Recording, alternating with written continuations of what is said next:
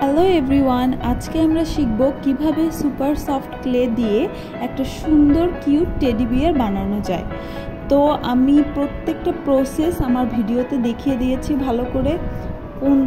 কি কালার আমি ইউজ করেছি টেডি বিয়ার বানানোর জন্য সেগুলো সব ভালোভাবে দেখিয়ে দিয়েছি।